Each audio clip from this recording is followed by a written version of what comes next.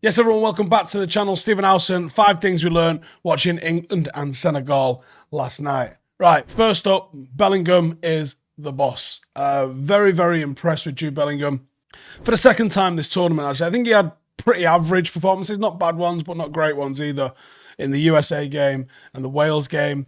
But this game came at a tempo for him that I think he was like, oh, yeah, I like this. This is what I'm all about. And he just got banged into the mix of it, embraced it, and then owned it. Got the assist, was a big part in the second goal.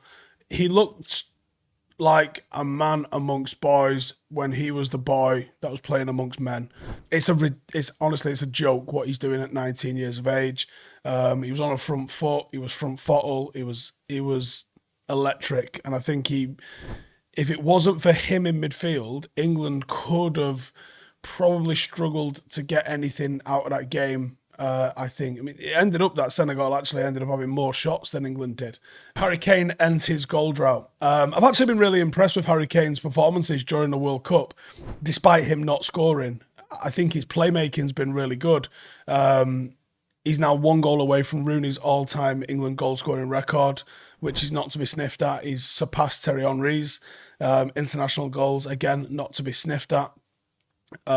Did provide a big focal point all game and was probably in the mix for one of England's better players. I think someone gave him man of the match, even though I think all of us who watched the game, do you know what?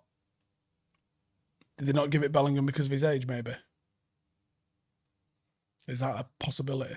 Because it's a Budweiser sponsored thing, isn't it? Maybe might be something in that. Anyway, Harry Kane, I think he got man of the match, but he was a good focal point and he was excellent playmaker for England. There's so many times that I see him drop into the centre circle, collect the ball, turn and give it. And that is why I had a proper issue with Rashford not playing, and I'll get into that in a second. Because he is that major outlet. Foden wants it to feet, and Foden's a good player. And again, a lot of the issue with, in fact, I'll leave that for another point. Just talk about Harry Kane. His hold-up play was good against the defence that was trying to be very physical with him. He found space in between the lines. I thought it was a really, really good performance from Harry Kane. Right, Rashford omission. So I saw my ass with Rashford not playing. The guy scores 2 goals in the last game, and then you drop him. And people will say, well, he got the 3-0 win, so it was justified in dropping him. It's not the case.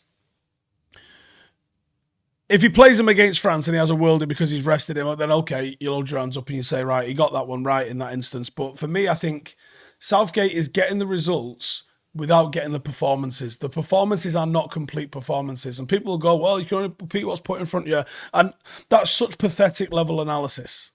Like, you're not looking deeply into the performance of games when you just go, well, you can only repeat what's put in front of you. There's better levels of performance. What did Senegal do? They started the game with an extremely high and aggressive line. And there was loads of times that where I was sat in the game, Senegal's line was right in front of me. And I was just about halfway in between the halfway line, maybe a little bit closer to the halfway line than I was the edge of the box. Where I was looking at the back of that Senegal line, I was looking at the line of England players not even coming towards it. They was away from it. And I was looking at us trying to playmate through, and I was like, there is no in-behind threat here. And a couple of things happens. One, it allows the defence to be able to push up and pressure and keep you away from goal. And 2, it limits your options for getting in behind and opening a team up. It gives you less space in the centre of the park, and it made it a contest. And Senegal were a lot better than I think the 3-0 scoreline suggests. England were very clinical, very, very clinical. I think they only had 4 shots on target and scored 3 goals. That's very, very, very clinical. You shouldn't really expect that many goals from that sort of or shots on target output. But the Rashford thing obviously is because I want to see United players out here. Yeah, I understand that, and I'm biased in that sense. But also the performance level of Marcus Rashford warranted it. And this is a guy that reckons he picks people on form. How's anyone supposed to back what you're saying as a manager when you can't even hold up good performances as a reason to stay in the team? I thought that was really disappointing, but on one hand, it was a massive shock not to see him on the bench. On the other hand, it obviously wasn't, because, Southgate always picks his favourites. prior to that game, Marcus Rashford for England at a tournament in just 106 minutes had the most goals, the most shots on target, the most take-ons, and the most touches in the opposition box. Foden and Saka obviously responded with involvements. Southgate's decision seemingly justified in the eye of everybody else because he got a result, but he may have got a result no matter who he played. But did you get the level of performance that you could have got if you'd have picked the correct team? That's the thing, is you can't go and experiment and play this 4 or 5 different times, trying different shapes, different formations, and different teams.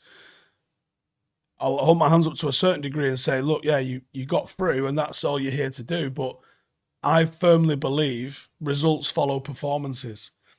And I haven't really seen the performances from England. They've been getting the results. And sometimes that's enough. And sometimes it's enough. But we haven't seen them be tested and weather the storm of a team that's going to generally attack them. You played against a Senegal team that was missing Kouyaté, it was missing Idrissa Gueye, it was missing Mane, and that had weaknesses in it. You beat an Iran side that we know one player from. You drew with a USA side that put it on you a little bit. And you beat a Wales team which has got League One players in it. So when you look on the face of things, what he's doing, it looks great. But when you delve into it, it's still not been tested by higher level opposition. And people go, England are scoring loads of doing this. Well, yeah, okay. Do you generally think that that's not padded out by the result that you got against some poor sides in Wales and Iran? The Senegal one was a big score, like I said, very clinical. But I think, if they get past France, I'll have to hold my hands up.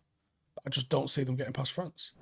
And number 4, France look ahead. So this is the biggest test for England, I think, even under Gareth Southgate's management. The Italian side that he came up against in the final was nowhere near this good.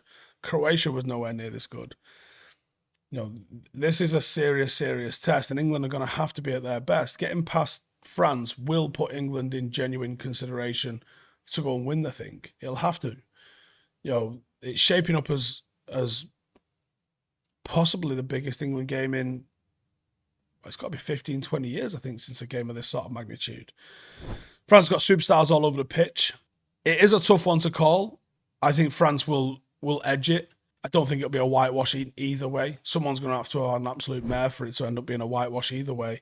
But I think France have to edge this one. And this is a France without Benzema, without Pogba, without Kante, without Kimpembe. This is a France team missing a fair few players. But I still think it's got what it takes. Now, what I will say is, and we'll talk about Southgate in my final point, there seems to be a belief and an energy and a togetherness in the England camp that I don't think I've ever seen before. I will give him credit for that. So let's talk about Southgate then. Number 5. He's done what he's had to do so far. It's not been perfect. He's been handling business. He's gone to a 4-3-3, which has made England a different proposition. But again, this is what we were crying out for in previous tournaments. Why are we playing with a back 3 here? Because there's so much attacking talent in this team. And I honestly wouldn't be surprised to see him revert back to the back 3 against France to try and doubly contain Mbappe. England are now the tournament top scorers, which is a far cry from the 6 defender systems that we've seen him play in the past. It is definitely make or break for him. It might be the biggest week he ever has in his managerial career. No matter what he does from here, I don't think he gets the opportunity to be in a quarter-final of anything, coming up against the talent he's going to be seeing in France. He's going to have to get a selection and tactics absolutely bang on in this one. And for the first time, I would say even ever, because I don't even think there was that much pressure in the Euros. England were essentially playing at home in that. I think that brings a different sort of pressure, but I think he's under a lot of pressure this week. And we will find out if he's got the minerals to stand up to it. But yeah, that's my thoughts on how England and France really went down, or how England and Senegal went down, and how England and France is going to go down. Get your thoughts in. I want to read them. See you in a bit.